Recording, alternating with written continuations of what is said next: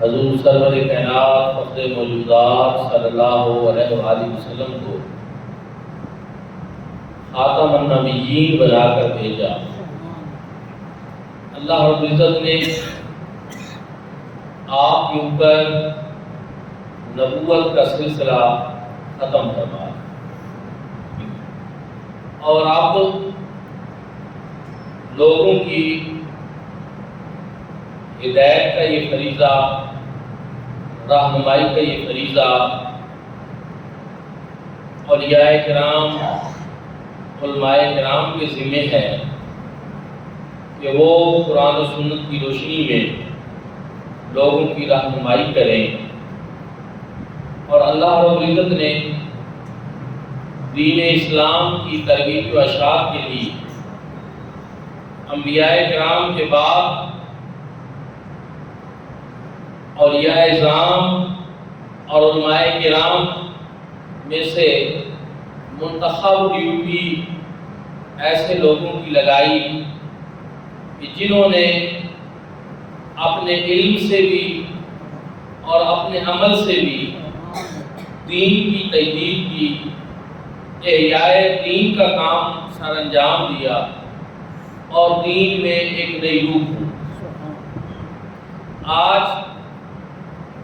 حسین اتفاق ہے کہ جن دو ہستیوں کا ہم ذکر کرنا چاہ رہے ہیں ان دونوں کا تعلق اور ان دونوں کا شمار اللہ کے انہی برگزیدہ بندوں میں ہوتا ہے کہ جنہوں نے احیاء دین کے لیے کام کیا، اعلاء کلمت الحق کے لیے کام کیا، فروغ عشق رسول صلی اللہ علیہ وآلہ وسلم کے لیے کام۔ سب سے پہلے میری مراد حضور سیدنا غوث العظم پیر پیرا میر میرا شہنشاہ بغداد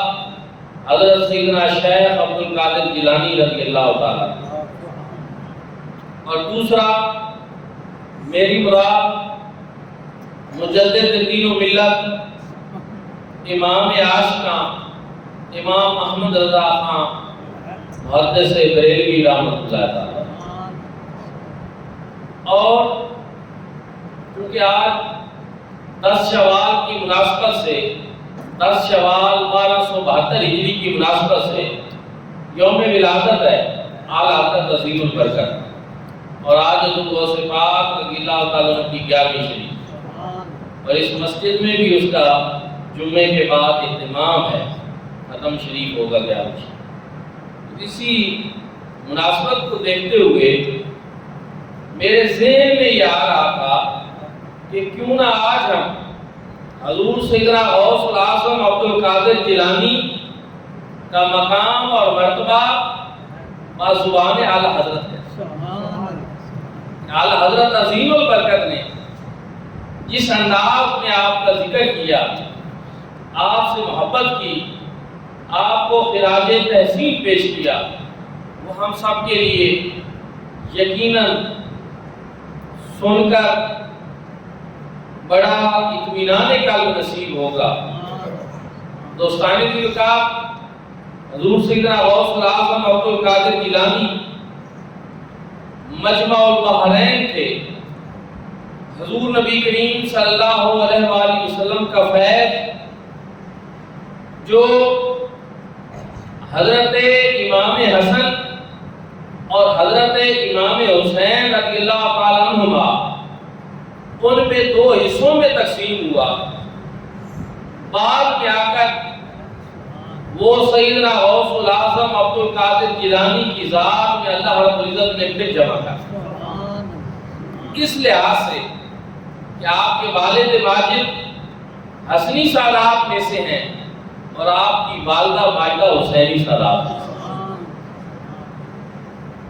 روایات میں موجود ہے کہ جناب سیدنا امام حسن مجتبی حضور نبی کریم صلی اللہ علیہ وآلہ وسلم کے سر سے لے کر سینے تک مشابہ جو آپ کو دیکھتا اور جس نے حضور نبی کریم صلی اللہ علیہ وآلہ زیارت کر رکھی تھی وہ اپنی آنکھیں ٹھنڈی کرتا کہ سر سے سینے تک جناب امام حسن مجتبی حضور علیہ الصلوۃ والسلام کے مشابہ، اور سینے سے پاؤں تک جناب امام حسین رضی اللہ تعالیٰ عنہ بھی حضور کے مشابہ۔ اب یہ دو چیزیں تھیں کہ ایک ہستی سر سے سینے تک مشابہ اور دوسری سینے سے پاؤں تک۔ اور دوستان ذی وقار،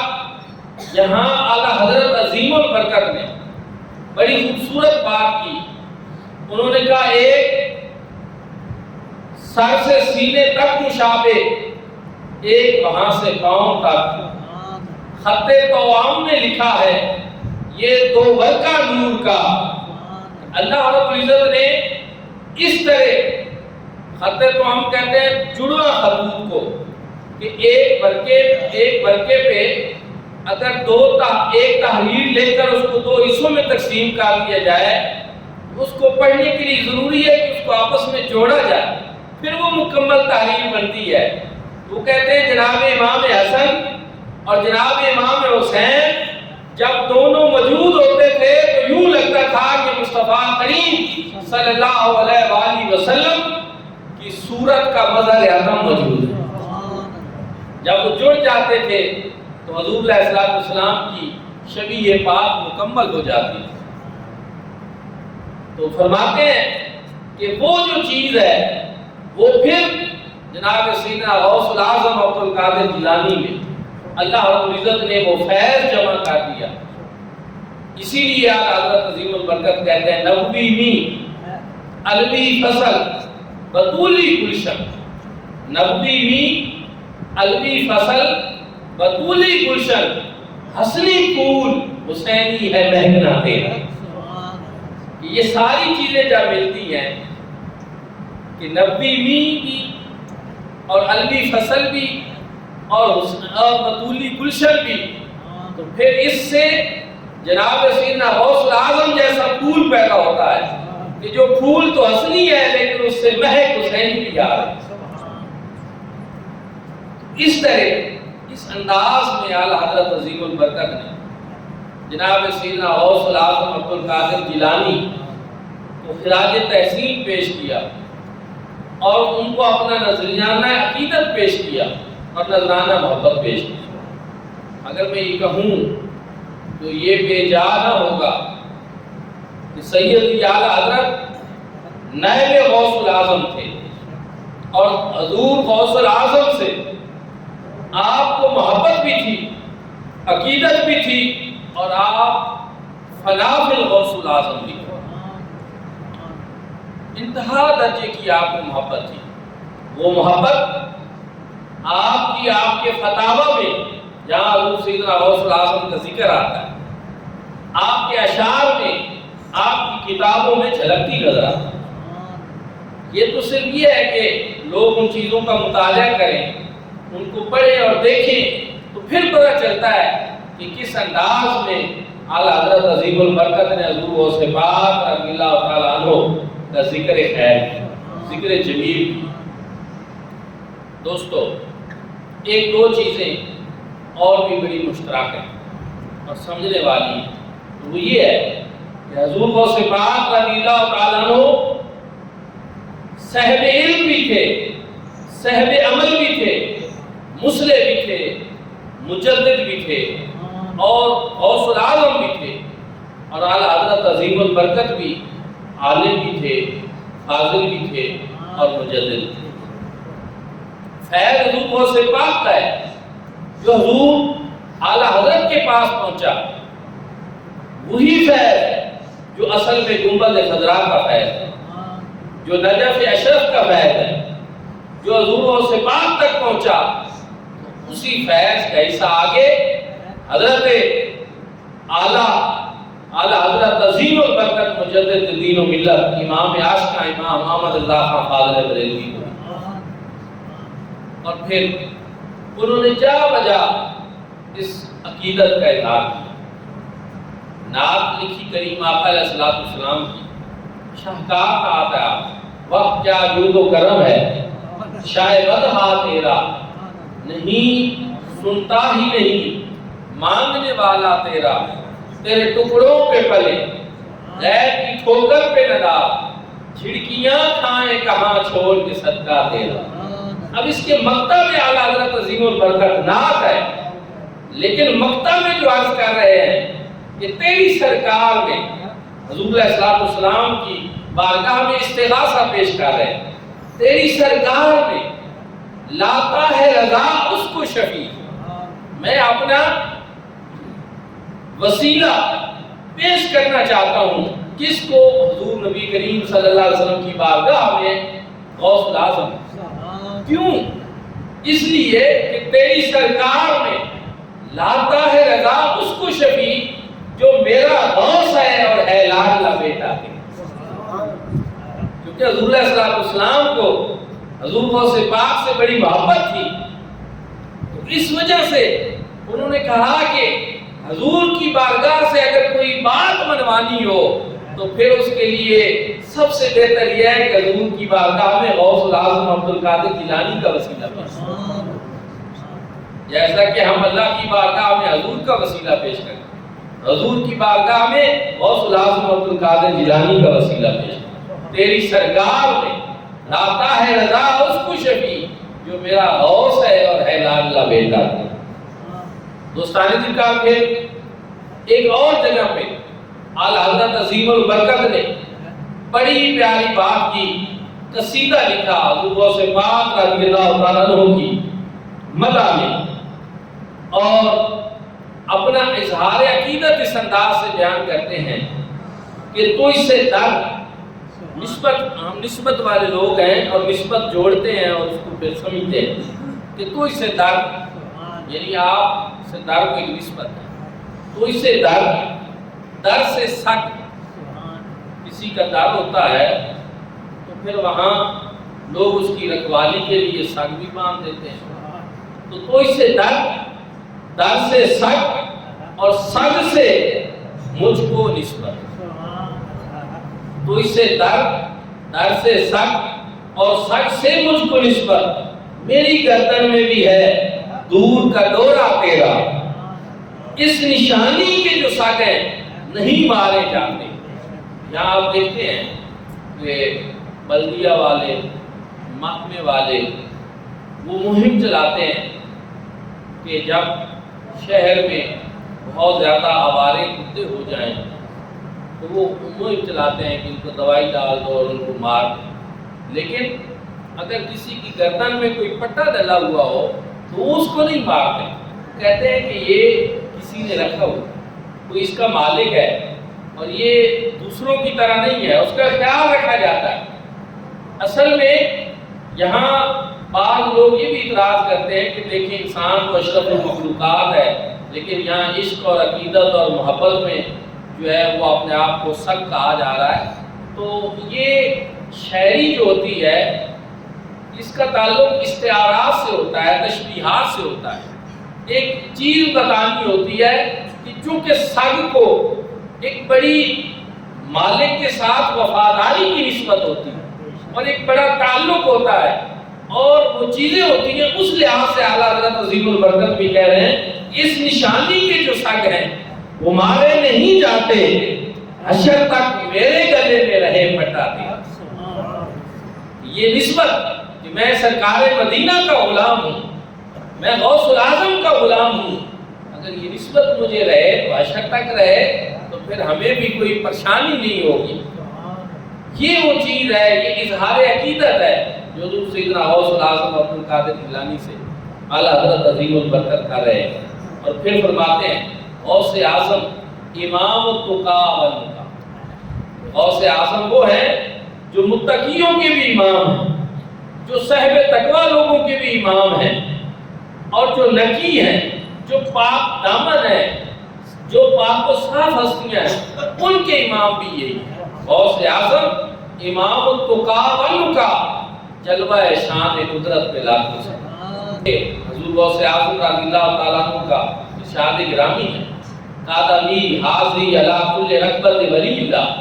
کہ میرا یہ قدم یہ زمانے کے تمام اور یہ اللہ کی گردوں فرمایا کہ جس کی منبر بنی گردن اولیاء، اس قدم کی کرامت پہ لا اولیاء اللہ کی گردنیں جس قدم کے نیچے جھکی ہوئی ہیں تو وہ قدم کتنی عظمتوں کا حامل ہوگا، اور جس ہستی کا قدم اتنی عظمتوں کا حامل ہوگا تو وہ خود کس مقام اور مرتبہ کے حامل ہوگا۔ دوستان ذکر یہی وجہ ہے حضور اعلی حضرت عظیم البرکت مجدد عاشقاں امام احمد رضا خان سے کسی نے سوال پوچھا کہ آپ بتائیں امام اعظم ابو حنیفہ افضل ہے یا غوث العظم عبد القادر جیلانی؟ سوال پوچھا، اعلی حضرت عظیم البرکت نے جو جواب دیا بڑا سننے والا۔ انہوں نے فرمایا کہ امام اعظم ابو حنیفہ سے کسی نے یہ سوال پوچھا تھا کہ امام علقمہ اور امام اسود جو شاگردان ہیں حضرت عبداللہ ابن مسعود کے، ان میں سے کون افضل ہے؟ امام اعظم ابو حنیفہ نے جواب دیا کہ میں تو اپنے آپ کو اس قابل بھی نہیں پاتا کہ میں ان ہستیوں کا نام اپنی زبان پر لے سکوں۔ آپ کہتے ہیں کہ ان میں اعلیٰ کون ہے، ان میں تفاضل کریں، ان کی عظمت و برتری کا ترازو اپنے ہاتھ میں لے کر بتائیں، یہ تو بڑے دور کی بات ہے۔ میں تو اپنے آپ کو اس قابل نہیں پاتا کہ ان ہستیوں کا نام لے سکوں۔ یہ جس عہد میں ہم جی رہے ہیں نا، یہاں لوگ ترازو لے کر تولتے ہیں اور کوشش کرتے ہیں کہ کسی بڑے بڑی ہستیاں ان کے بارے میں، صحابہ اکرام کے بارے میں، اہل بیت کے بارے میں، وہ بلند شان لوگ جو ان کے بارے میں، ان کو سوچنا چاہیے کہ جو ہمارے اسلاف تھے، ہمارے بزرگ تھے، وہ کیا کہتے تھے۔ اب وہ تو صحابی نہیں ہے، ایک صحابی کے شاگرد ہے، اور کہنے والے کون ہیں؟ امام اعظم ابو حنیفہ۔ وہ کہتے ہیں کہ میں تو اس قابل ہی نہیں ہوں کہ ان کی اپنی زبان پہ ان کا نام لے سکوں۔ تم برتری اور عظمت کی بات کرتے ہو۔ اچھا، یہاں اعلیٰ حضرت نے کہا کہ جس طرح امام اعظم ابو حنیفہ نے کہا، اور یہ ان کا کہنا بھی ازراہ تواضع تھا اور عاجزی تھا، وہ کہتے ہیں میں اپنے بارے میں تو یہ کہتا ہوں کہ میں تو حقیقتاً ان ہستیوں کا نام لینا اپنی زبان پہ اپنے آپ کو اس قابل نہیں سکتا۔ ان کا نام امام اعظم ابو حنیفہ کا اور حضور غوث پاک رکھتا، تم مجھ سے یہ توقع رکھتے ہو کہ میں ان کا تفاضل کروں، ان میں ایک دوسرے کی فضیلت کی بات کروں۔ فرمایا میں تو اپنے آپ کو اس قابل نہیں پاتا، حضرت عظیم البرکت کہتے کہ میں امام اعظم ابو حنیفہ کا نام اپنی زبان پہ لاؤں یا حضور غوث پاک کا نام اپنی زبان پہ لاؤں، وہ اتنے بلند مرتبہ ہستیاں ہیں۔ تو پھر ساتھ یہ بھی فرمایا کہ امام اعظم ابو حنیفہ وہ ہماری شریعت کے امام ہیں، اور حضور غوث پاک رضی اللہ تعالیٰ عنہ ہماری طریقت کے۔ اظہار محبت کیا، اظہار عقیدت کیا۔ ہمیں یہ تو ہے کہ ہم اپنی عاجزی کا اظہار کریں، ان سے عقیدت اور محبت کا اظہار کریں، لیکن ہمارے لیے یہ نہیں ہے کہ ہم ترازو لے کر ان ہستیوں کو تولتے ہیں۔ یہ آداب نہیں ہے، یہ ہمارے بزرگوں کا طریقہ نہیں ہے۔ میں تو جب میں نے یہ قول پڑھا تو میں بڑی دیر سوچتا رہا کہ کتنے عظیم وہ لوگ تھے۔ آج ہمارے پاس تو علم کیا، علم کی کوئی رتی بھی نہیں ہوتی، لیکن کتنی بڑے بڑے معاملات میں لوگ جو ہیں وہ اپنی رائے دے رہے ہوتے ہیں۔ اور یہ کون ہے؟ امام اعظم و خلیفہ کون ہے جن کے بارے میں حضور نبی کریم صلی اللہ علیہ وآلہ وسلم کا یہ فرمان موجود ہے کہ اگر علم سریا جو آسمان کا بلند ترین ستارہ ہے، میں اگر اس تک بھی علم پہنچ گیا تو میری امت کا ایک فرد وہاں سے بھی اس علم کو حاصل کر۔ اور محدثین کا اس بات کے اوپر اتفاق ہے کہ حضور علیہ السلام کا یہ فرمان پوری امت میں سے کسی اور کے بارے میں نہیں، یہ امام اعظم ابو حنیفہ کے بارے میں، جن کا علم اس درجے کا ہو، تقوی اس درجے کا ہو، جن کے داتا جی حجویری جیسے مقلد ہوں، خواجہ اجمیری جیسے مقلد ہوں، حضرت سلطان بہو جیسے مقلد ہوں، بابا فرید جیسے مقلد ہوں، صدیوں کا تسلسل ہو پوری دنیا میں جو مسلمان ہیں، پوری دنیا میں مسلمان جو ہیں ان میں 70% حنفی مسلمان، پوری دنیا میں جو مسلمانوں کی تعداد ہے اس میں سے 70% وہ ہیں جو حنفی ہیں، جو امام اعظم ابو حنیفہ کے مقلد۔ اتنا بڑا شرف، اتنی بڑی ہستی، لیکن وہ کہتے ہیں کہ ہم تو اس قابل نہیں کہ ہم ایسی ہستیوں کا نام بھی اپنی زبان۔ میرے خیال میں جتنا اللہ نے ان کو علم سے نوازا تھا اتنا ہی ان کے اندر عاجزی تھی۔ اگر وہ علم کے آسمان پہ تھے ان میں زمین جیسی عاجزی تھی۔ آج کاش کہ موجودہ دور کے علماء بھی اور جو اس طرح کے مختلف مسائل کھڑے کرتے ہیں ان کو بھی سوچنا چاہیے کہ کہاں وہ بلند پایا ہستیاں اور کہاں ہمارے جیسے لوگ۔ اللہ رب العزت کی بارگاہ میں یہ دعا ہے کہ رب تعالی ہمیں بھی ان بزرگوں جیسے آداب نصیب فرمائے۔ اعلیٰ حضرت نصیب البرکت امام عاشقہ امام احمد رضا خان فاضل بریلوی سے کسی نے پوچھا کہ غوث اعظم عبد القادر جیلانی دستگیر ہیں کہ نہیں؟ آپ نے جواباً ارشاد فرمایا کہ غوث الاعظم دستگیر ہیں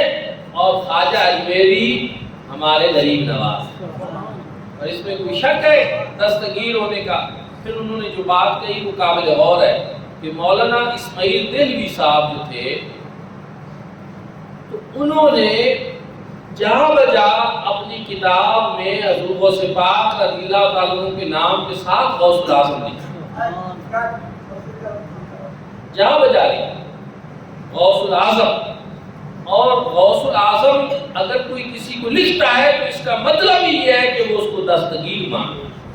کیونکہ غوث کا مطلب ہی مدد کرنے والا، اور غوث الاعظم کا مطلب ہے سب سے زیادہ مدد کرنا۔ اور یہاں میں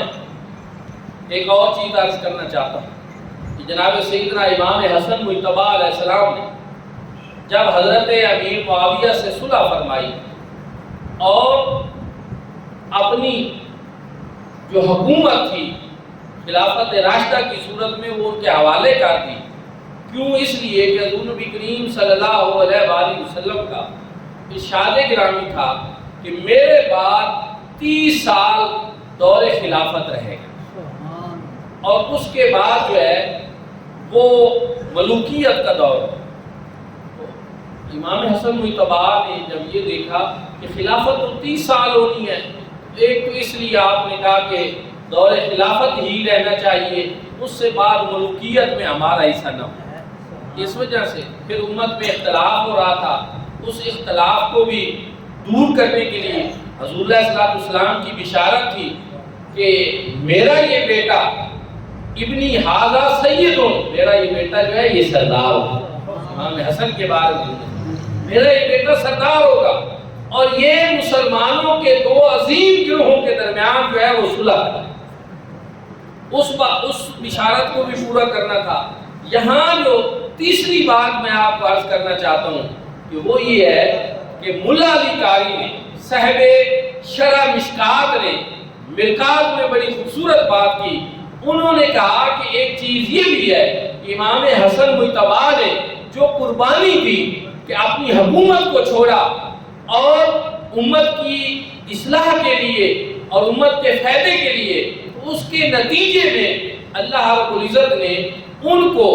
باطنی طور پر روحانی دنیا کی ایسی حکومت عطا فرمائی کہ قطبیت بھی قیامت تک کے لیے اللہ رب العزت نے ان کو قطبیت کبریٰ عطا فرمائی اور ساتھ غوثیت کبریٰ بھی عطا فرمائی۔ نعرہ تکبیر، نعرہ رسالت، نعرہ حیدری، نعرہ غوثیہ۔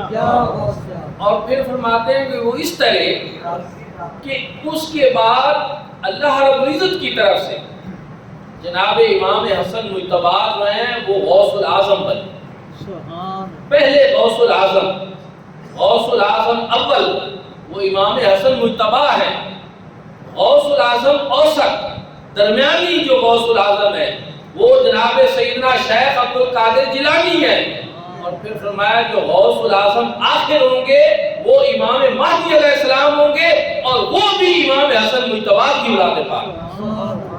اس طرح اللہ رب العزت نے ان کو دنیا کی حکومت چھوڑنے کے بدلے میں اللہ رب العزت نے ان کو روحانی دنیا کا غوثیت کا ایسا مقام عطا فرمایا کہ غوث العظم اول آپ ہیں، غوث العظم اوسط بھی آپ کی اولاد میں سے ہوگا اور غوث العظم آخر جو ہے وہ بھی آپ کی اولاد میں سے۔ اور دوستان ذکر یہ وہ چیزیں ہیں، یہ وہ باطنی فیوزات ہیں جن سے اللہ رب العزت نے حضور سیدنا غوث العظم عبد القادر جیلانی کو نوازا تھا، جو امام حسن مجتبی کا فیض بھی رکھتے تھے اور والدہ مائدہ کی نسبت سے جناب امام حسین کا فیض۔ اسی وجہ سے اعلیٰ حضرت عظیم البرکت نے کہا کہ حسنی پھول حسینی ہے مہکنا۔ آج جمعے کے بعد جو ہے انشاءاللہ یہاں 11ویں شریف کا سلسلہ بھی ہوگا، حضور غوث پاک رضی اللہ تعالیٰ عنہ کا ختم شریف بھی ہوگا، اعلیٰ حضرت کا یوم ولادت ہے تو ان کو بھی سارے ثواب ہوگا۔ اور ویسے بھی ہمارا اہل سنت کا جو معمول ہے کہ جب بھی ہم سارے ثواب کی محفل سے جاتے ہیں تو پھر اس میں حضور کی پوری امت کو جو ہے وہ سارے ثواب کرتے ہیں۔ تو جمعے کی نماز کے بعد آپ اس 11ویں شریف کے ختم پاک میں سب لوگ جو ہیں وہ شریک ہوں، یہ بڑی برکتوں کا حامل ہے۔ یہ بات یاد رکھنا ذاتی مشاہدہ بھی ہے اور بڑا سنا بھی ہے۔ حضور غوث پاک رضی اللہ تعالیٰ عنہ کی 11ویں شریف کا جو لوگ ختم دیتے ہیں اللہ رب العزت ان کی بہت سی مشکلات آسان فرماتا ہے۔ دستگیر ہیں، پیر کامل ہیں اور روحانی دنیا میں صاحب تصرف ہستیوں میں سے ہیں اور دیکھ رہے ہوتے ہیں کہ کون کہاں پہ ہمارا نام لے رہا ہے، اس لیے اس میں ضرور شریک ہوں۔ آخر میں